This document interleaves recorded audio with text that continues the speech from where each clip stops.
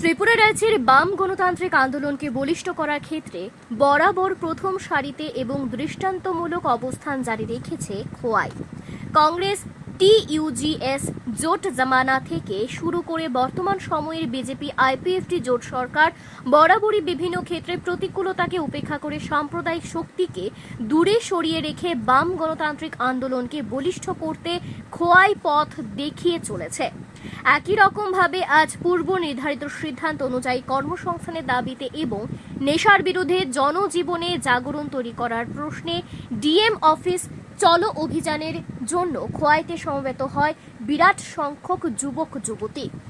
বাম গণতান্ত্রিক আন্দোলনের সৈনিক এবং যুব অংশ ডিএম চলো অভিযানে সামিল হলেও গতকাল কাশ্মীরের ভয়ানক ঘটনার পরিপ্রেক্ষিতে বামপন্থী যুব আন্দোলনের নেতৃত্বরা এই কর্মসূচিকে ছোট করে নিয়ে শুধুমাত্র প্রতিনিধিত্বমূলক ডেপুটেশন প্রদান করে। এখানে নিজের অভিমত প্রকাশ করতে গিয়ে বামপন্থী যুব সংগঠক ভারতের গণতান্ত্রিক যুব ফেডারেশনের রাজ্য কমিটির সভাপতি পলাশ ভৌমিক প্রথমেই যেভাবে কাশ্মীরে বর্বরচিত আক্রমণ সংঘটিত হয়েছে তার তীব্র ভাষায় নিন্দা জানান এবং দাবি করেন এটা একটা কঠিন সময়, দেশের পক্ষে দাঁড়ানোর সময়। এই ক্ষেত্রে সকল অংশকে সংকীর্ণ রাজনৈতিক দৃষ্টিকোণ ত্যাগ করে দেশের হয়ে মাঠে নামার জন্য আহ্বান রাখেন বামপন্থী যুব আন্দোলনের রাজ্য সভাপতি। পাশাপাশি পলাশ ভৌমিক দাবি করেন গোটা রাজ্য জুড়ে এই মুহূর্তে বামপন্থী যুব সংগঠন সমূহ নেশার বিরুদ্ধে জনজাগরণ তৈরি করার ময়দানে রয়েছে এবং আগামী দিনেও একই রকমভাবে আন্দোলন অব্যাহত থাকবে, এমনটাই আজকে খোয়াইয়ের কর্মসূচি থেকে দাবি করে বামপন্থী যুব আন্দোলনের কর্মী সমর্থকেরা। খোয়াইয়ের আজকের এই কর্মসূচিতে পলাশ ভৌমিক ছাড়াও বিধায়ক নির্মল বিশ্বাস সহ বামপন্থী গণ আন্দোলনের এবং যুব আন্দোলনের বিভিন্ন স্তরের নেতৃত্বরা উপস্থিত ছিলেন। Bureau report, Tripura news Bangla. উদ্যোগে রাজ্যের 8টি জেলার ডিএমের নিকট যুবকের কর্মসংস্থান, নেশার বিরুদ্ধে এবং রাজ্যে আইনের শাসন ফিরিয়ে আনতে এই দাবিতে ডিএম চলো অভিযান কর্মসূচি আমরা হাতে নিয়েছি।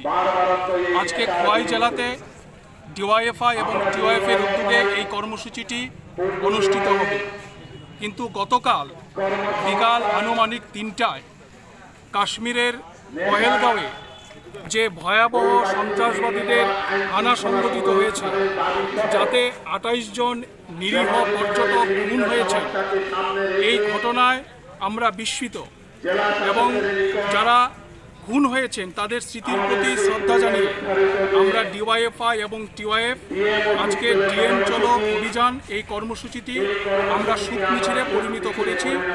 আমরা এখান থেকে একটি প্রতিনিধি দল শুধুমাত্র আমাদের এই দাবি সনদ ডিএমের নিকট আমরা তুলে দেব।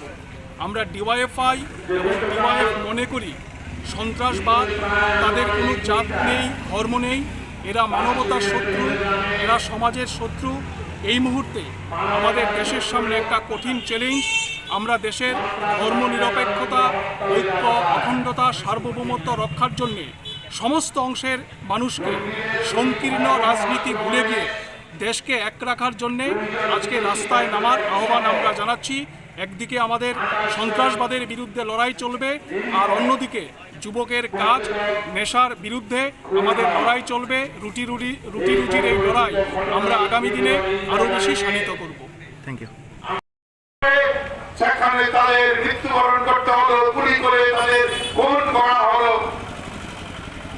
আমরা এই ঘটনা কিভাবে সংঘটিত হয়েছে, কেন আমাদের দেশের সরকার স্বরাষ্ট্র দপ্তর এইরকম একটা গুরুত্বপূর্ণ জুন এলাকায় নিরাপত্তার গোটা বলয়ে থাকা কাশ্মীরের মধ্যে কি করে এইরকম অস্ত্র শস্ত্র নিয়ে সন্ত্রাসবাদীরা ঢুকেন, কোথায় আস্তানা করেছেন, তারপর ঘটনা সংঘটিত করলেন।